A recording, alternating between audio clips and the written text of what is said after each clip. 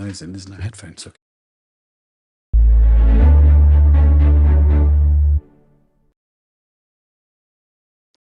Good evening. Welcome to Crowd Church. It's great to be here tonight. Tonight I am joined by the wonderful Matt. Matt, say hi. Say hi. Good evening. Welcome, everybody. Great to be here with you. Enjoying it already. It's the reason I'm stalling slightly is because you're in that chair and I'm in this one. Is it knocking you off? We're sitting in the wrong places. I quite like the fact you're in charge tonight. This is the thing. Matt's not the main host tonight. He's put me in the main host chair. Yeah. But now he can't cope with the fact that he's not in charge. But he's still got all these things in front of him, like a big laptop. And he's still kind of in charge, to be honest. But anyway, we'll see how we get on being in the wrong chairs. Yeah. We're also joined tonight by Will. So, hello. And I'm loving the insecurity. It's going to be a fun conversation stream. It's just nice to keep Matt on his toes a little bit, isn't it? Absolutely up for it. Matt insecure. That's where we want him. Yeah. So, so tonight you're going to be sharing with us in a second, Will, on the next bit of our series. And tonight we're talking about this being space at the table. So I'm looking forward to that, talking about Jesus eating with the tax collector, did you say? Yep. Brilliant. And I can't really tell you much else because before we went on air, we were too busy talking about sports. You know, it's a sporting week. It's the World Cup and it's Wimbledon. So it is. We've just been talking about all our sports watching. So if there's any sports fans out there, tell us what you've been watching. So, Anna, where do you sit on the whole closing schools so that kids can stay up and watch the footy debate? Is that a thing? It's not happening it's not happening in our school. I'm absolutely astonished by it, to be honest. Yeah, we're calling for a bank holiday. I mean, I would love that if they were also closing work for parents, but I haven't heard anything about that. So there's two chances of that. Keen on that. Yeah. No, my son won't be staying up till 1 a.m. to watch England play tonight, and neither will I. So. Yeah. Anyway, on from football. Well, I think we should just hand over to you. Are you not going to say hi to people in the comments? Oh. This is why Matt should just be in charge, because he's never happy with how anyone else hosts. Matt, sorry, Anna. Matt, sorry. do you just want to say it? No. Same to you. No, the camera's on you now. Oh, is it? Okay. Marco's in the comment. Hey, Marco. We've got Roz, Catherine. At least say again. I can't see the comments, hence why it's easier for you to do it. Yeah. Anyway. Good evening to everyone in the comments. If you're in the comments, or if you're on YouTube now live, do say hello. Always good to hear from you. And as Will goes through his talk, any questions, thoughts, ideas that you have, comments, stories you want to share, put them in the comments because we love to get to those in Conversation Street after the talk.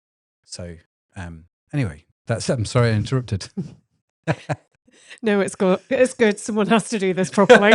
It's good to have a professional in the room, Matt. It's good to have a professional. Right, I think we need to. If I'm the professional, help us, please, Lord, help. Okay.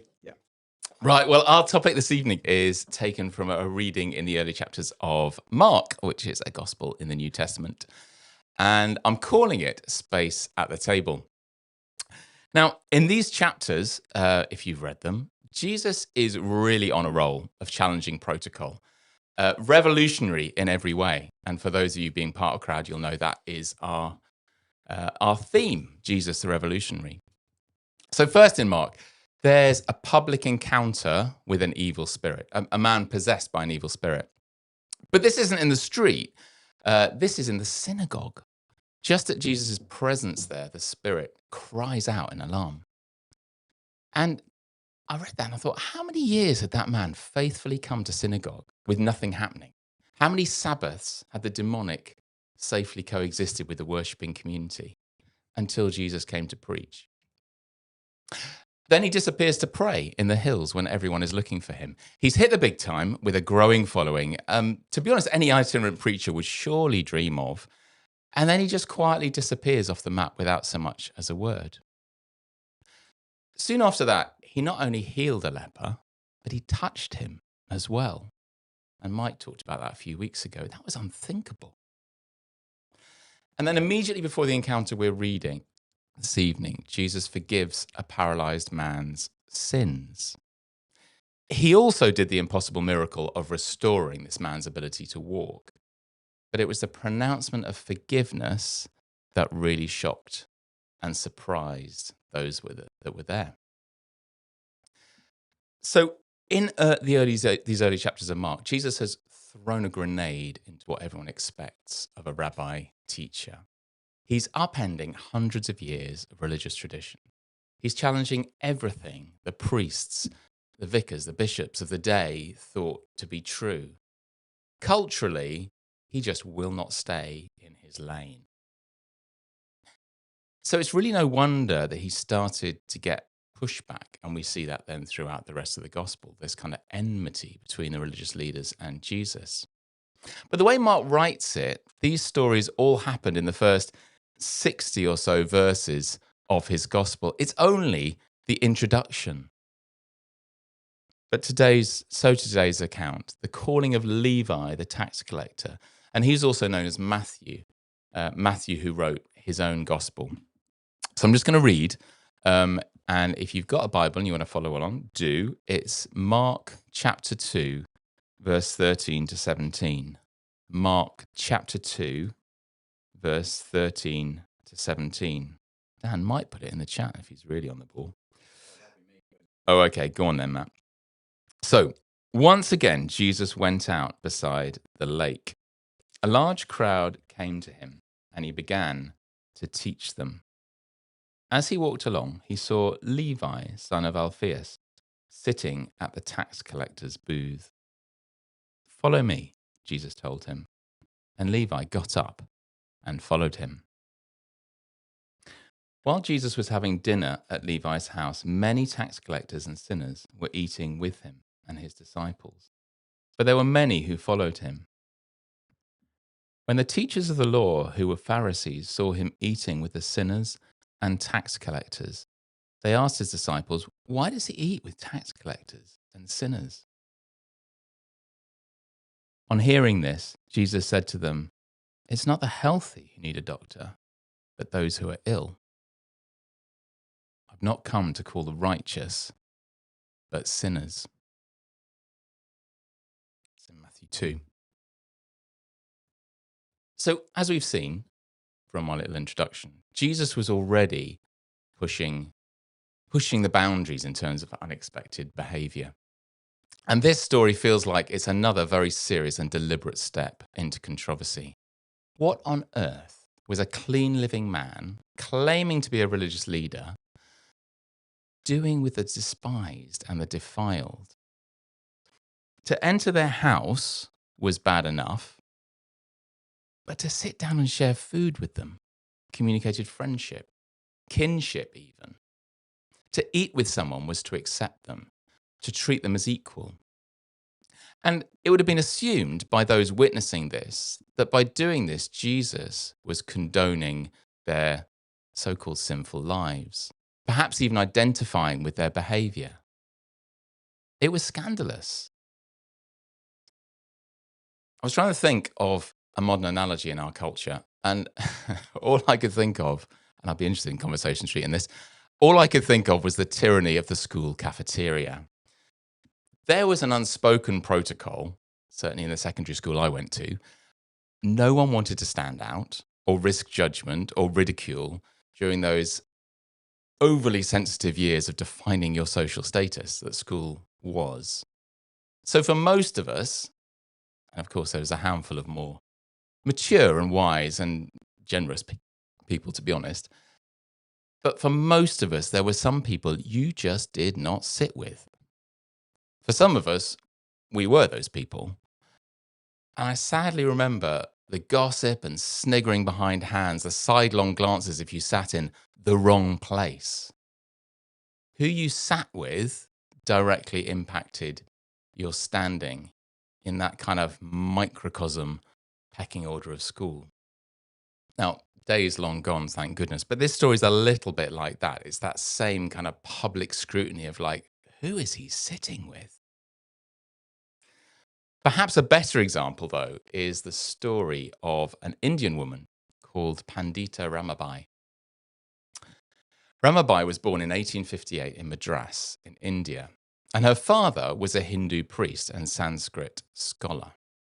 Now, he was a high caste, which basically meant high social standing, an educated man, who took the very unusual step of teaching his daughter to read and speak Sanskrit, a skill then reserved only for men. Now, there was some societal shame even in that decision, and he ended up bringing up his family in the woods to shield them from some of that cultural blowback of his daughters knowing how to read. But Ramabai was so skilled that she was honoured in Calcutta at the age of 20 by being given the name Pandita, which basically means learned one. She was also passionate about the marginalised and forgotten in her society of the time. And this was fueled further by becoming one of them. She was a young woman who was then both orphaned and bereaved. She lost her husband as well. And she had a young daughter of her own to provide for. But she responded by campaigning and writing. And eventually, at the age of 31, she founded a centre for widows and orphans, like she had been, but of all castes, where they could gain skills and an education and independence. Good stuff. But there was significant hostility. Not only because she, a high caste woman, was so closely engaged with and living with low caste women, but because she was also equipping them to escape that isolating prejudice of the patriarchy of the time. She too was not staying in her lane. What was her inspiration? I think it'd be true to say that she always had a strong sense of injustice. But at 25, it was her learning about Jesus that really seemed to supercharge it. She knew the Sanskrit scriptures backwards and how the nature of God they revealed had been used to justify discrimination against so-called low-born families and also used for the domination of women. Now, she was brought up with the idea that God was intangible, except through spiritual practice that could reveal the divinity already inside you. Many believe the same today. But that spiritual practice largely related to a hierarchy of your ability and social standing, of your education, your ability to do that, to access the priesthood. It wasn't really open to all. And then she met Jesus, a tangible representation of God's grace and acceptance for all. Jesus, a historical account of demonstrated radical love. And I'm sure she read this very story in Mark that we've read. Jesus breaking down social barriers and welcoming all to the table. She eventually went on to translate the Bible into her native language so that all could read it for themselves and find this same accepting God. So back to Jesus at the table. I think part of the reason Jesus associating with sinners, as the scripture calls them, was so difficult to accept was that the religious leaders really had no narrative that anything could change. These leaders, I don't think, were bad people. They just had bad assumptions. They thought people were like they were because of their choices, their family background, their ethnicity, or even as judgment for what an ancestor had done. And we read accounts throughout the New Testament that would support that. Transformation was not expected. That man possessed by an evil spirit, he was tolerated in the synagogue. The lepers were just living out their sentence of social isolation and disfigurement until death. The paralyzed man had clearly built up a debt of sin by his life choices and was now presumably incapacitated as a result. It was his fault. It was just his lane. This was the prevailing thought of the day. There was really no script for transformation until Jesus walked into town. And Jesus clearly challenges Levi in this passage to change, to leave his job and the unrighteousness it involved, and to follow Jesus. But it wasn't just the hope of transformation that Jesus confronted his contemporaries with. I mean, that was radical enough. What do you mean? Individual circumstances can change? We don't have to just accept this status quo? That in itself was radical. But it was also the way he went about it that so blew everyone's minds, not least these religious people that we read about here. He touched, he sat, he proclaimed unheard of things, and he ate. Didn't he care about his reputation? There was no virtue signaling with Jesus. What you saw was what you got. But given there clearly was some transformation for Levi, what next? What was the right way to go about such things? And unpacking the scenario a little more, there are perhaps two things that might have been expected compared to what actually happened. The first thing is what might have been expected is that once Levi left his tax booth, followed Jesus, he would also have left all his previous associates. Given that they had similarly bad reputations and were clearly not the right sort of company, but instead, he invites them all in. He throws a party, and Jesus seems entirely comfortable joining them. Secondly, perhaps it was expected that Jesus would set a bar of expected behavior for Levi. Maybe wait for him to meet it. So if you're going to follow me, this is the deal. This is what needs to change. This is what needs to happen. Do this, stop doing that, prove yourself, and then follow me. But instead, Jesus sits down to eat with them. He meets Levi where he is. He invites him to follow step by step. Jesus is right there to share the journey. And we see from these verses, Jesus didn't feel any threat of contamination as maybe others would. Instead, he entered into this community of brokenness and shame. He was not interested in living in isolated purity, but in bringing gold out into the messy marketplace, light into the darkness. And what a fantastic line to explain his approach. It's not the healthy who need a doctor, but the sick. But I don't think Jesus was doing this just to get a reputation as a nonconformist. We read elsewhere in the Gospels that he was often deeply moved by his encounters with ordinary people. We read of his heart going out to people. His behavior flowed directly from a sense of justice, but also of compassion, just like Ramabai, the Indian lady. Worthy of following, for sure. A couple of other bits about this story. Jesus aside, what were the disciples wrestling with as they sat there, do you think? Were they feeling tarred by the company their teacher was suddenly keeping? Were they feeling awkward? It was against all their kind of cultural expectation. Were they wrestling with their own prejudice as good, upstanding Jews? Or were they actually more at home here, keeping it real rather than in the synagogue with all its outward show and expectation of behavior? And what about Levi's friends? This holy celebrity choosing their company. I wonder if you know what it feels like to have someone famous or someone that you hugely respect choose to come and sit with you, to talk with you. Where there's a whole crowd clamoring for their attention, they sit down with you. It's an amazing feeling. So in wrapping up, what does Jesus say to you through this story? Are you a shocked, righteous one? Are you an awkward companion? Or are you a grateful sinner? What does this story reveal about your own motivations or perspectives and assumptions? And what response does Jesus model to you? Are you aware of the lane that you are keeping? Or are you actively seeking how to escape it, to see this kind of transformation in the unexpected? If you were going to eat with someone unexpected, and perhaps a little shocking, in order to bring God's gracious light, who would that be?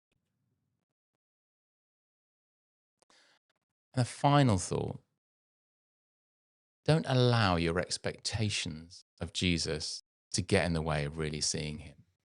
These religious leaders had an expectation of how Jesus should behave. And we have all sorts of barriers. How we expect God to, treat those who are sinful or even evil. How God deals with suffering. There's all sorts of things that we expect of God that may block our view really of who Jesus is and what he's doing. So don't let that get in the way as well. Anyway, there's a few questions for our conversation. So as Matt said, please do chip in the chat with other questions. And back to you, Anna. Wonderful. Thanks, Will. That was so good. Just such a lot of content in there that we can have a chat about and start to unpack. Just what a great final question that you finished on around, what are our expectations of Jesus like? Like, how do we expect him to be?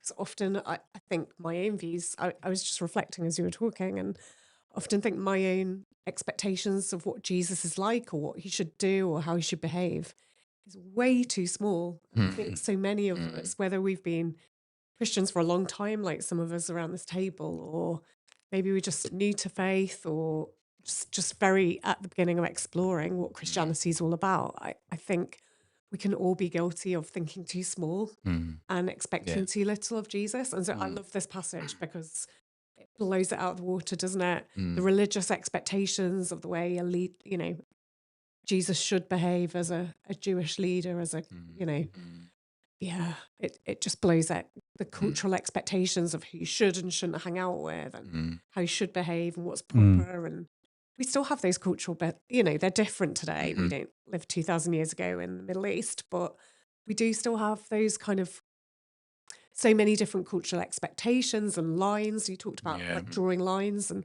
we all have our own cultural boundaries and lines and places we will go and won't go, and people we do like and don't like, and in and out. And it's different today, isn't it, in our culture? But we judge, we have expectations of what people will be like. It's challenging, and Jesus just blows it all out of the water and is like, I come for the people that are broken and don't look like religious people should. And I love it. What did you think, Matt? Yes, I always love listening to Will talk. It's just, you're so calming in your voice. Yeah. And he speaks about half the speed of me and you. He does, doesn't he? Have you noticed that? And it's like, and it's very calm. Yeah. And very, we're going to talk about Jesus now. It's not just that. It's also good content as well. It is. It's really good. And the way you deliver it's great. I only wish I could do it as well as you, Will. But I love this idea that you mentioned. The thing that stood out was this idea that Jesus came for the sick. It's not those that are well that need the doctor, it's the sick. It's a well-known saying, isn't it, of Jesus? But actually, whilst it's well-known, it's also quite profound, because we often think that Jesus tries to ignore the sick, especially if they're a Democrat or if they're a Republican. Do you know what I mean? Or if they're Tory or if they're Labour or whatever. Jesus is going to ignore those over there. Whereas Jesus is like, no, I came for the sick. And I quite like that. I quite like, I mean, I often joke that I am in fact God's favourite, as you all know. And whilst there may be an element of truth to this, there is also the truth that actually God is for everybody, isn't he? And he came for everybody. And I suppose the thing that we never really talk about is everyone's sick, right? So when Jesus said, I came for the sick and not the righteous, well, that's everyone, which I think is quite fascinating, isn't it? And it's, I wonder which, like, going back to your question, which camp do you put yourself in? It's like, well, do I think I'm okay? Do I think I'm a bit sick? Do I think I'm totally fine? Yeah. And it's quite a sobering question, I think, in many ways. Yeah, it's interesting, isn't it? Because, you're right, everyone's sick. And, you kind of think about that story, and the religious leaders, you know, the people that thought they really had it together at the time, Yeah. they'd missed the point as far as Jesus was concerned. They were so wrapped up in their own religiosity. And then equally, those that were like sinners and, you know, broken, they'd also missed it. But also the disciples were still learning as well. Like, they were trying, just like we all try. Do you know what I mean? But they were getting it wrong lots. So, you're right. There's this whole spectrum, and Jesus. Well, it also deals with this fact that this belief that I've got to have everything sorted out before I become a Christian, right? I'll become a Christian when I stop doing this over here, or I'll go and stop that, or I'll go and sort that out, and then I'll become a Christian. And those verses, I think, put that whole concept or that idea aside, and it says actually that's not what you need to do. Do you know what I mean? It's like no, now's good. Yeah. Don't try and figure it out before you become a Christian. That's the whole point, Matt. I'm going to help you figure it out, right? So, that I again, just from these verses, you can learn so much, can't you? Just that. No, and I don't think I'd noticed that from this until I was rereading it and thinking about doing this talk. That the fact that Jesus doesn't, like Levi doesn't say, "Oh yeah, come to my house." Yeah, I'm going to invite some friends. And Jesus doesn't go, "Oh no, we don't do that anymore." No, you stick with us. Come for dinner with us. We'll do our thing. That's not a good crowd. You need to stop seeing those people. Jesus was like, "Yeah, cool." And there's something so. The way he does it, I just absolutely love. There's nothing performative. There's nothing grandstanding. He's just quietly throws a grenade. He just blows it all apart just by his kind of activity, and it's almost everyone's response to him. You know, he's not creating that response. Just gently by his activity, people are like, "Oh no!" It's just blown apart. And I just love that gentle way that he does it. And it's almost people are asking and answering their own questions and kind of responding to the way he does it. Yeah. It's kind of quite often see Jesus do this in scripture though, don't you? Where it's kind of gentle and he just says something that cuts through to the bone and gets to the truth and the heart of the matter for everyone listening. It's like I was thinking when you were talking, you know, about the woman where he's like, you know, they're also about the woman who was caught in adultery. And they were like, everyone was wanting to like throw stones at her, and, you know, and he's like, whoever hasn't sinned, throw the first stone. And, you know, he sort of draws that line. And it's a similar moment, but it's a different situation. And I think Jesus so often does that where he just like you say, he just blows open the whole issue and exposes the heart condition of everybody who's listening, everyone in the room. And it's like, oh no, we've all got stuff to learn here. And different people will have different responses depending where their heart is. But Jesus just, like you say, it's kind of like this gentle prompt, but then it's this like huge grenade that blows open the issue, and you're like, oh yeah, my heart's wrong as well. And I think at heart we probably all and you hear this from people who are like kind of interested in Jesus, but maybe think, oh, I need to get to a particular point before following Jesus. I think we all like to be told what to do a little bit. People are kind of looking for those guardrails in any kind of religion or behavior or whatever. And Jesus doesn't do much of that. He does. He's this situation where everyone just goes away scratching their head and going, oh. And it really lands and really kind of causes that reflection and that questioning of self. Yeah. You know, you see it all the time when she's telling parables. It's like those stories that force you to kind of reflect and try and work it out, what he's getting at. And I think that's still the way Jesus often responds to us now. It's like, no. What do you think is the reason then? Because you say like Jesus doesn't really do a lot of that kind of like boundary setting and his A, B, C, D, E, you need to follow these prescriptive rules in order to be right with me. Like there aren't a lot of those kind of rules in Christianity. And yet a lot of people do come to Christianity, don't they, thinking there's a huge list of rules that I have to follow. And as Matt said, I have to get my life right and do certain things in order to be with the God. very reason the Pharisees were struggling so much with Jesus here is because they kind of had that revelation of God through the law, through what we call the Old Testament through those kind of stories of God's response to his people. And they were like, well, yeah, it's all a little bit open to interpretation. Let's think about how to apply this. And so out came this kind of, I don't know, 671 additional laws in Judaism, something like that, about how to live. And that was an attempt to interpret what they felt God was saying. And I think the church has done exactly the same. It's like, okay, here's the teaching of Jesus. How do we interpret that? How do we make that into something that anyone can follow without necessarily needing to wrestle with scriptures for themselves? And I think the motive is good, because it's like wanting to give people a framework around which to believe Jesus. But the problem is you lose Jesus in that, because it all becomes about the law. So it's not surprising that people think, oh, there's this whole kind of moral code that I need to sign up to, and go, oh, I can't really do that one. So, Jesus isn't for me. But actually, when you read the Gospels and you think about it, it's like there's not very much of that. So I think it's our human response, our kind of we're sort of triggered to like, okay, must put a kind of a framework, a boundary, a law around this, because that's kind of our nature. And Jesus time and again says, no, that is not what this is about. Yeah, and it's like back to front though, isn't it? So like, you're right. People come at it like, oh, I think there's all these things I need to do in order to be right with God.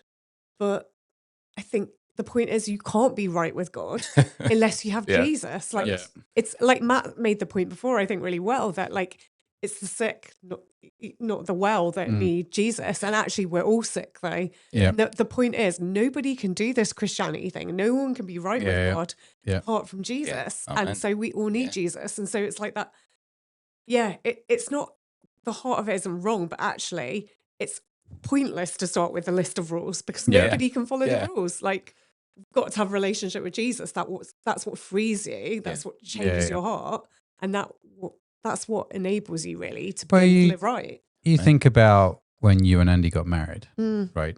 The vows, you probably said them in like 30 seconds, right? But the next, God willing, 50, 60 years of marriage is outworking those vows. Yeah. Right? Now, what you didn't do, at least, I don't think you did this on your wedding day. Andy's not talked to me about it. Well, don't know where this is going. But what you didn't do is go, right, those vows, let me explain to you what they mean. In this scenario, you do this. And in this scenario, you do that. And it's like, and I think a lot of the problems in marriage come down to a lack of communication and communication around expectations, right? So till death us do part has different meanings in different people's heads, right? And outworking that, what does it mean to be faithful? Well, we unpack these things, don't we, in church? And we talk about what to be faithful in this and to be, and we unpack these things. But fundamentally, your vows can be said in 30 seconds, right? If you think about the Constitution of the United States, a document we all think about and talk about, it's on a page, right? If you think about the laws governing how to use a ladder on a job site, it's this thick, right? It's ridiculous in so many ways, and it's just the way we are as society. And I think, but like you say, as people, we crave it. So going back to the pre-marriage, what's the one question everybody who's engaged asks? How far can I go? Right? We have this principle. Well, what does that mean? Can I do this? Can I do? And 25,000 questions later, can I? And you get wrapped up in what does this mean? And the prenup as well. It's like it's a classic case in point of like this vow and this intention and this heart is not enough. Let's make sure we've got the detail covered in case we get to that point of needing to argue it out. I think that's a great analogy that we come to Jesus quite simply, and the rest of your walk with Jesus is working it out, really. Yeah, that's all it is. You're walking out the covenant that you have made with God. Sometimes you're going to get it right. Sometimes you're going to get it wrong. And I don't think it's so much about the failure as it is about our heart, right? I think God can handle my failure much more than he can handle my disobedience, right? And so it's that desire to go, I don't think I'm always going to get this right, but I'm going to try. Yeah. Right. And I think like I'm going to pick on Andy a little bit because he's not here. But like Andy will be a great husband, but is he the perfect husband? Well, there's going to be one or two things, I'm sure. I'll answer that. Don't tell me. Don't tell me. But it's not about that, right? It's about working this out and outworking it together, and the relationship survives those things and gets stronger for it when there's that honesty and authenticity, right? Yeah. Exactly the same here. And you're right. And life throws up different hurdles and different seasons, doesn't it? And different challenges. And then you work out, oh, what does it mean to be married in this season? Now we've got a tiny baby or a grumpy teenager or, whatever is going on, or somebody's sick with cancer, or like there's different seasons, aren't there? Different challenges that life throws up. And you're absolutely right. And it's the same with relationship with God. Like, different seasons of life will throw up different challenges. And you're like, what does it mean to follow God and to love him with all my heart? Exactly. In this season, in this scenario, when this is happening. Yeah.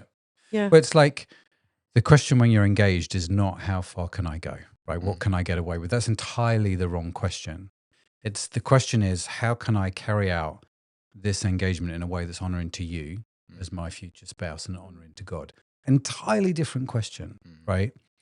And I think that's what we do here. It's like, I don't fully get it. I don't fully understand it. I don't have all the answers, but there's going to be this sort of outwalking and walk with it, which is great. Ellis said here in the comments, in regard to rules, I've often been caught out in thinking if I don't do X, Y, and Z, or Z for our American cousins, then I'm in the wrong. But even though something feels that way, it doesn't mean it's true. Any thoughts on that? I don't know whether I fully get what you're saying there, Ellis, but I think we can come with again, it's a little bit about our expectations of God, actually, and our expectations of Jesus. And we can come with all sorts of things that we think, if we are to be a follower of Christ, this must be real. And we forget to ask God, and we forget to kind of look at Scripture and say, actually, I want to test that out. I think the Holy Spirit does work in us, and I think we see that in Matthew here in Levi. That there is that what's called a conviction of what's not right. I think Levi knew that his life wasn't glorifying God, and he didn't really want to be cheating his own people of the taxes and all the rest.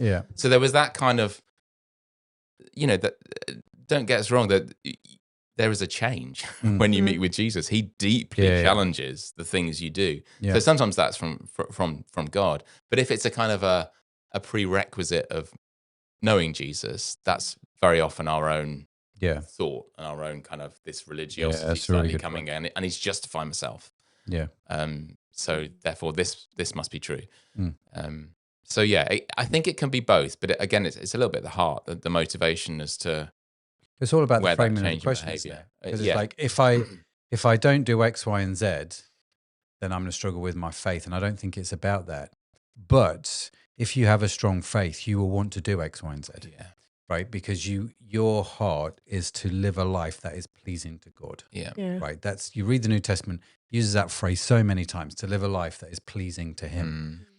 You can't do that and flagrantly disregard, all the things that the Holy Spirit would convict you about. You just can't do it. Just like I have to live within the confounds of the covenant that I've made to Sharon, in the same way, I have to live that way in my relationship with God. It's not a burden. It's actually quite freeing in many ways. But the heart is that, and this is where I think Jesus struggled with the Pharisees, because their heart was like, we've got to do these laws exactly like this. And in some respects, what that meant was we could get away with this over here, right?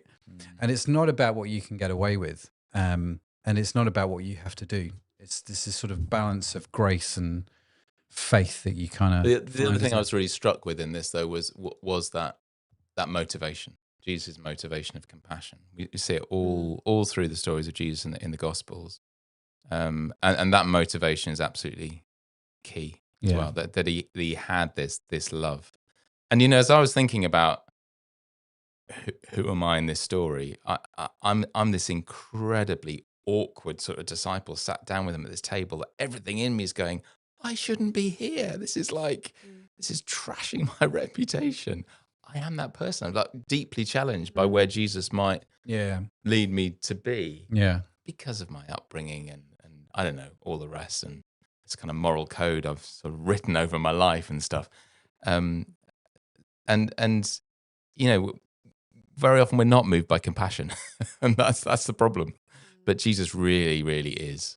He really has a heart that he calls us to engage with as we grow as Christians. Alicia says here, because, and this is an interesting one, I think, because this brings around to an interesting point.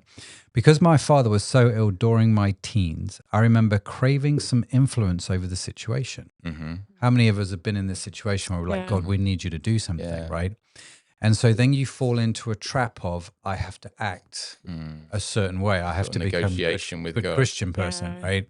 So I have to pray more, read my Bible more. I can't swear. I can't, you know, whatever is on your list of things that in your head makes you think like you're the, you know, a better Christian. Try and get some extra brownie points. Yeah. I've done that totally. Like, so what she says here, she fell into this trap in the hopes that God would show mercy. Yeah. All that ended up doing, though, was making me feel afraid of and distant from God. And then I had to work my way back to the innocent closeness I'd felt in my childhood. Gosh. Yeah. Wow. Yeah, it's really powerful. Thanks, Alicia. That's great. Yeah, I totally relate to that. And I think, thank you for sharing it, Alicia, because it's, I think it's probably something we can all relate to at times, but I definitely know, you know, when I've been through difficult seasons, or I've been really praying for God to break through and do something in my life, that I almost feel like I overperform. Like, I'm going to show God how great and faithful and like totally awesome a Christian I am, so that he'll be on side and he'll be more inclined to do what I'm praying for. Yeah. Like, I've done that on little things. I've also done it on really big things. You know, when we're going through like miscarriages and I really wanted a healthy pregnancy, it's like, if I just show God how okay I am with everything, and just prove myself to be so faithful, then surely God will like do what I'm praying for. But obviously that's not how life works, and that's not necessarily how, you know, I don't think that's how the holding kingdom things back for us. It's a reflection of our own culture. Yeah, we can get into these wrong ways of patterns of thinking so easily, though, can't we? Like we have to somehow earn it. Because we kind of project our thinking onto God. Yeah, we do. And God doesn't work like that, and he doesn't think of us like that. But we think of one another in that kind of judgy way. Yeah, we do. It's hard not to project that on God. This was clearly profound because I remember it as a 7-year-old saying to my mum one day, I'm going to be really good all day. That's that kind of motivation. And my mum saying to me, we just love you as you are. And then later on, clearly I wasn't being good, and I was told off by my mum. It's like, you just said you loved me how I was. That was my retort back to it. I'm just following your advice. But I've really remembered that sort of love of a parent saying, do you know, it's not about that.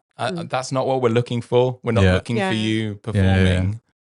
I just love your heart and who you are. Yeah. That's so powerful. Like, when you're quite a performance-centered person, like I definitely am. I like to achieve. I like to tick things off my to-do list. I like to be a high achiever, like in whatever I'm doing. And I remember my mum and dad did a really cool thing when I was a teenager, actually. I think it was either with my GCSEs or A-levels. I can't remember which. But they said, it was like just before we got our exam results. And they said, we're going to go out for a family meal. And we're going to take you out to celebrate tonight, like 2 days before the exam results came. Oh, wow. So we're like, we don't want to celebrate if you got straight A's or if you didn't. We want to celebrate you now because you worked hard and you gave it 10 out of 10. And we know you did. And so we want to celebrate the effort and the achievement now, not when you've got the results, because that's not what defines you. Not your grades. Oh, I totally wish I'd done that. I was like, it's always stuck with me though, because it's like, You could have told me this 10 years ago. I could have used that. Sorry, kids. I told my kids that they couldn't come home if they didn't win on sports day. Very different style of upbringing, I feel. Enough said about that one. Let's move on. Sorry, kids. What else have we got coming through on the comments? Anything else, Matt? Oh, let me put my glasses on. I can't see the comments without my glasses. We've got Jenny in the comments. Groovy Beetle Car. Now, I think you guys, I don't know if you were around when Jenny first started joining the live stream, but she's She's been away for a little while doing other church stuff, but Jenny's back on the live stream. Jenny, it's great to see you. Always like Jenny. Jenny had such great stories. She said that I definitely thought that Christianity meant rules. And how many people hold that belief, right? Yeah. Christians and non-Christians. Yeah. Christianity is a list of things that I cannot do. Here's the thing though, right? There are definitely things you shouldn't do as a Christian, okay? But there are definitely things you shouldn't do as not a Christian, right? It's not like it's not like come to Jesus and suddenly your life is inhibited in ways that it shouldn't be. It's like, no. You are. I always have this belief that you are always bound to something, right? And a free man gets to choose what binds him. Okay, so I think the thing I've realized about my Christian walk is I get to choose what binds me. You know, Paul, when he writes the letters in the New Testament, Paul's one of these guys that sort of has quite a dramatic conversion. But he often writes his letters by calling himself a servant or a bond servant of Christ. Yeah. Like I'm bound to him. You know, it's really interesting language. Like I'm choosing to bind myself to him. Like I choose to bind myself to my wife. I choose to bind myself to Christ. And I have that choice. If I don't make that choice, it's probably because I don't know that I have the choice to make, if that makes sense.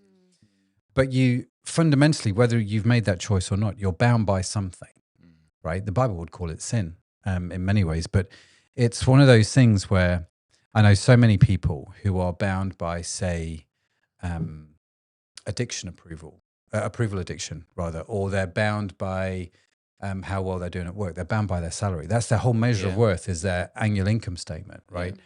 And they would say, well, it doesn't bind me. Well, clearly it does, because it just drives your whole life. And you're not saying, you're not being honest with yourself, right? So I think this idea that Christianity means rules is, I get that it's partially true, because to say it isn't is a false statement, because there are definitely things in Scripture where it says do not do. Yeah. But we all live with rules, right? Yeah. Like nobody lives a rule-free life. Like I can't think of any examples. Like we all create our own rules and priorities and the things that we give ourselves to. Yeah. So we're all bound. You're right. We're all bound by something. It's just the what, isn't it? And if it's choose your what binds you, right? Yeah. It's nobody's free of everything, are they?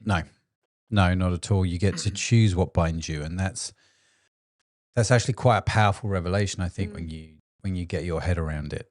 And that's, I think, the freedom that Christ brings us. And so I choose to be bound to this covenant. Like when I got married, it was a choice. It's not like Sharon's dad was there with a gun at my head going, make the vows, dude.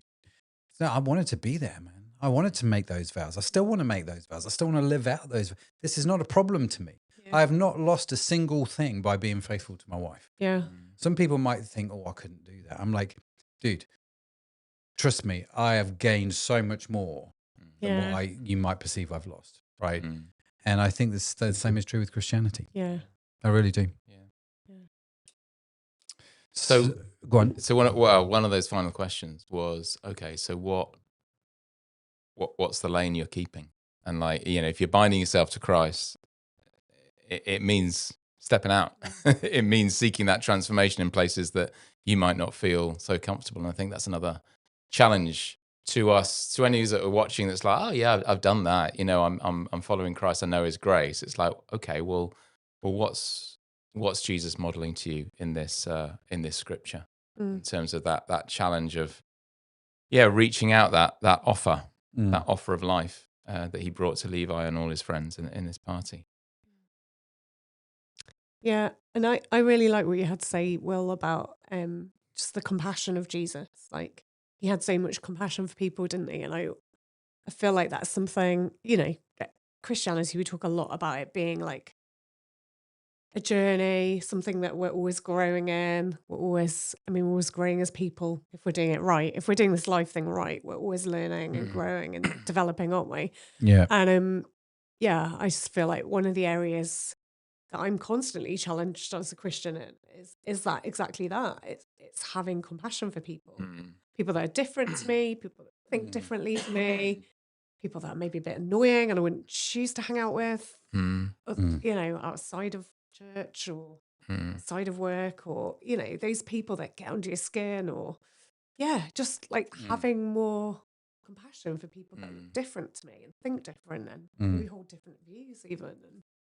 And we don't live in an especially compassionate age, do we? No. It strikes me like we're very polarized as a culture right now. Yeah, we are. Yeah. You're all this or you're all that. And you talk about the right and left. And, there can be a religious right and left as well in a sense, can't there? And, but in so many areas of life, we're so polarized. Like, I'm this kind of person or I'm that kind of person. And do you think that whole reputational thing? I mean, the school cafeteria is maybe a poor example. That's the only one I could think of. But do you think that same reputational risk of association? I mean, maybe it's much more online and who you're following, who you're commenting on, or whatever. Which I know politically, dig through some aspiring politicians past, and it's like, oh, you used to follow this guy, and it's like, but do you think that kind of whole reputational thing exists now? Is it less? What's the? I guess so, but I guess so. But I feel for me like and I get what you're saying about the school canteen and everything, but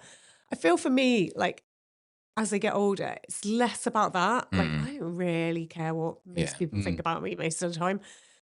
I guess for me, it's more of a heart thing. It's like, do I want to give this person time? Do I want to love them? Do I want to take the time and the effort that it's going to cost? It's costly, isn't it, to love someone who's not easy to love or doesn't look the same as you or think the same as you. It's harder. It's easy to be friends. Like most of us are friends with people that are a bit like us and into the things. Well, there's implications, isn't there? To be around. You love somebody. There's implications that are going to be potentially very inconvenient in your life of really loving somebody and really kind of putting yourself out for people. But I feel like sometimes it's that thing of like when you spend time with Jesus, it's like he exposes the kind of, they say he exposes the heart, and it's like, but the thing that I love about what you see about Jesus in the Gospels is he kind of, the way he looks at people, he kind of sees beneath the surface. And I think as people, we don't always do that. We don't understand. People don't wear everything on the surface anyway, do they? You don't meet someone and you see what they look like on the surface, and you make instant judgments about people because we all do that. It's just how our brains work. You take in the information about what they're saying, what you're seeing, but that's only the surface level. And actually, there's a whole load of life experiences, good and bad, that have shaped who someone is and how they think and what they feel. And the thing I see about Jesus is he's able to look past the surface and he sees right to the heart of a person. And he's got compassion because he knows who they really are, and he loves them like at their core. And I think so often we don't take the time to really get to know someone. And I think that for me is a challenge. It's like, are you just going to look at someone and judge them in the first 2 minutes based on your initial perception? Or are you really going to take the time to sit with someone, to listen to their story, to hear where they're coming from, to understand what shaped them? Maybe even when they've got awful views that you disagree with, or in some ways, people can be quite hateful, can't they? Especially online. But it's like, what is behind that, and what has shaped that person? And it's just trying to suspend judgment. And and I don't find that easy. I'm not saying I do, but I feel like Jesus really challenges me to get better at listening and kind of trying to see to the heart of someone and why they are the way they are, rather than just like, well, they're not very nice, or they're not. But they are fundamentally a child of God. Yeah. Right? And they're made in the image of God. And this idea of getting down to the story is so powerful because you can, having been in the room with people and had all kinds of conversations about all kinds of topics, you can take anything that's a hot potato, right? Any single topic that's a hot potato. So let's take abortion, right? You take that as a topic. I'm going to have a viewpoint on this. You may have a different one. Yep. But we need to have the ability to have a conversation around those viewpoints, right? So that's your surface level. So it's like, well, what do you believe? So then we get into what you believe. But the conversation doesn't happen until I actually get down to what I call level 3, which is where I go, so what's the story here, right? Because more often than not, there is a story which goes alongside that belief. It's the why do you believe what you believe? What shape that? Yeah. And actually by me disregarding your beliefs, I'm disregarding your story. And that is so powerful. Yeah. Right? Yeah, it's really true. And what Jesus does is he gets into the story. He doesn't excuse it. This is an interesting thing. You know, you talked about the woman who was caught in adultery. Doesn't excuse the behavior, but he gets to the story, right? And I think we have to get past political beliefs. We have to get past religious beliefs. We have to get past moral ideologies, because the more we perceive something like abortion as a moral issue, the less we're willing to talk to people about it. Do you see what I mean? It's like, no, this is black and white. This is moral. And so if you hold a contrary opinion, I start to see you as the enemy rather than seeing you through the eyes of Jesus, which is, there's a story here. Now, I don't have to believe what you believe because I have a moral conviction, but I have an obligation in many ways to try and understand your story. And I think it's such a powerful idea. Yeah. Yeah. No, completely. And also, agree. we haven't all walked in the same shoes, have we? Like, No.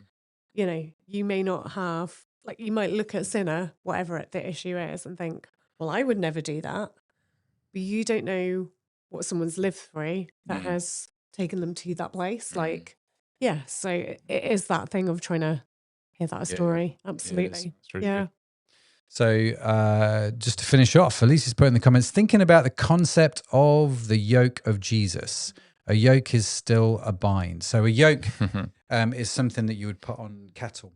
Have I got this right? Yep. Yeah. You would put this on cattle, and the cattle would be what pulls the plow along as they plow the field, right? So, and Jesus said, "My yoke is easy and my burden is light." He said, "Take my yoke upon you and learn from me, for I am gentle and lowly of heart, and you will find rest for your souls. My yoke is easy, my burden is light." Thanks, Alice, for putting that scripture in the comments. Matthew 11:28 to verse 30. So yes, we choose to wear this yoke, but Jesus says, "My yoke is easy and my burden is light." It doesn't always feel that way, Jesus. I'm not going to lie, but I sure appreciate you saying it. Alicia said here, Anna, that reminds me of the commandment to love your neighbor as yourself. I think that's one of the simplest ones to understand, but it can be one of the most difficult to put into place. Yeah, I know, because Jesus actually said, didn't he? Gets in the Gospel of Mark, he said, it's like some of the religious leaders were saying, "What's the most important rule? Like, what's the most important one? Tell us what we have to do." And Jesus says, "Love the Lord your God with all your heart." Yeah. And love your neighbor as yourself. Yeah. And like all of it is just summed up in those 2 points. Yeah. So I was saying, if you're doing that, then you're doing the whole thing. Yeah. But yeah, But so doing you're that, right. doing that as a lifetime. easy. Yeah, absolutely. Try Especially doing the that. loving your neighbor bit, even the Yeah. loving God bit is, given the wrong day. It's hard. Yeah. But Yeah, all it is. of the law is summed up in that. Yes. One thing they said to us at Bible school, which has always stuck with me, which I really enjoyed, was the Bible commands you to love everybody. It does not command you to like everybody. Yeah. And I thought that was actually quite freeing. Yeah. Yeah. In so many ways, it answered Yeah. so many questions in my head. So that was for free, by the way. Let's share that one for free. Anyway, it's probably time to move on, we isn't need it, to Miss wrap Anna? up, don't we? So Well, you're leading. It's your choice. I'm trying to, but someone won't be quiet. All these people that are sent to test us say, well. Yeah. Dan, stop it, will you? Just behave. I'll have a word with him later. Yes, let's wrap up because time's ticking along. But Matt, can you tell us what we've got on next week? Because I don't actually know, because you didn't tell me before we went on air. Pete Farrington next week. Okay. So, we've got Pete Farrington chatting away to us. I'll tell you now what he's talking about. Hang on. He is talking about when your past follows you. When your past follows you. Yeah, Right. so Jesus Revolutionary and how he deals with your past. Sharon and I will be hosting. Zoe's back. She'll be on tech. Brilliant. So how was Dan? I didn't actually follow you on Forward to that. Were you doing the picture thing okay tonight? Yeah? Our apprentice in the He's corner definitely- there. He's definitely, he's definitely got better. Have you been watching? 'Cause Yeah. I can't see the screen. Yeah, so. he's he's on the right person when we're talking most of the time. So that's good. Well done tonight, Dan. Gold Yeah, well star, done. Dan. Gold star. You've passed. Well done. That sounds great for next week. And then, I'm looking forward to that. Will, have you got any final thoughts on this week before we finish up? No, just to say about the live lounge following. Yep. But I'm sure you were going to cover that. Be challenged. Don't allow those expectations to get in your way, in the way of you following Jesus. Allow him to challenge them, and it's an adventure. Yeah, absolutely. It really is. Any final thoughts from you, Matt? Just that, I love this scripture, my yoke is easy and my burden is light. I think following Christ requires something of us. But what he requires of us is something that is light and more freeing than you could ever possibly think or imagine. And I think if it's become burdensome, my experience is 9 times out of 10, that's a mismatch in my thinking, right? It's not anything other than I just need to course correct with the help of the Holy Spirit. So, but yes, I love those scriptures. So do go think about those and read about those. Yeah, fantastic. Okay, that's everything from us tonight. But yeah, as Will just said, come and join us in the live lounge in a minute. If you want to continue this conversation, we'll be hanging out there. It's just a chance to come and say hello. Links carry on in the this comments. conversation. Yeah, and the link should be coming up in the comments. But yeah, come and say hi to us, and yeah, let's continue this conversation if you've got any more thoughts or questions. Indeed. But otherwise, we will see you this time next week. See you soon.